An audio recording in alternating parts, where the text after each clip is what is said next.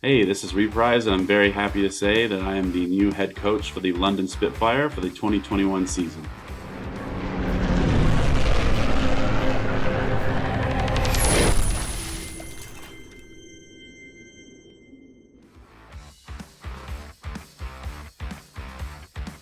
Back in the early 2000s, I was in esports, if you could call it that. Then went away to college, did the whole real life thing that you're supposed to do. Then Counter-Strike exploded, so I got into that and started playing that with McGravy. We both switched over to Overwatch when it came out because we thought it looked really, really cool. It's very teamwork oriented, which we were big into. So I got into Overwatch as a player. Was on some tier 2 or tier 3, whatever you want to call it at the time, teams with people like McGravy, Verbo. And then once I realized that I'm old and I can't aim, I made the wise transition to coaching. Did some analyst work for a pre-contenders team. Did some good work there because Mayhem Academy called me in to coach there. Coached there for a long time and made my way into the Overwatch League. During the GOATS meta, I transitioned to head coach of Mayhem Academy, and we had a really rough start to that meta. We were slow to switch to GOATS. We were behind everybody else. We had a pretty bad season. And then the next season, I was promoted to head coach. We got Mangachu in the squad, but mostly it was the same squad. We went on a tear. We had a great season. I learned a lot about being a head coach in that season and what you should be focusing on. We took down Fusion University, who had that 30 or 31 win streak. Took them down. Evidently, it looked good to some people, and I got some interviews and happened to land up on Valiant, and it was great.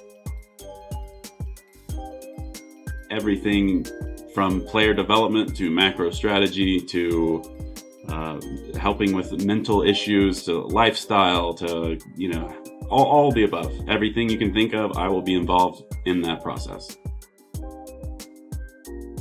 The first one would obviously be taking down the Titans and defeating their win streak during the GOATS meta. That was a great accomplishment. It felt really good, especially considering how looked down on we were at the time. It was a great feeling to prove everyone wrong. But I think the first game of this last season, Valiant was ranked 19th and 20th in the league. And in preseason, us and all the people we played knew we were not 19th or 20th in the league.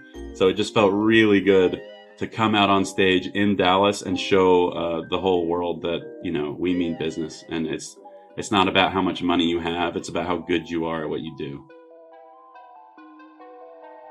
Favorite meta would be the tail end of the GOATS meta, because you had this situation where you had GOATS, you had Sombra GOATS, which would, if the team is good, would beat GOATS, as I think Valiant was proof of that. And then you had the Hammond or Ball triple DPS comp, which was another exciting one to play.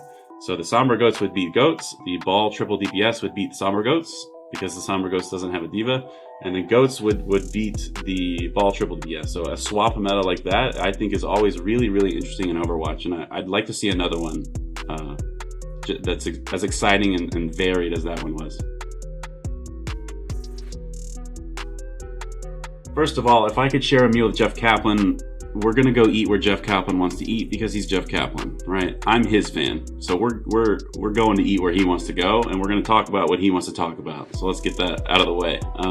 If I had a choice, I would say we'd talk about obviously Overwatch balance and the game and his plans for the future of the game, hero ideas and stuff like that. I love thinking about stuff like that.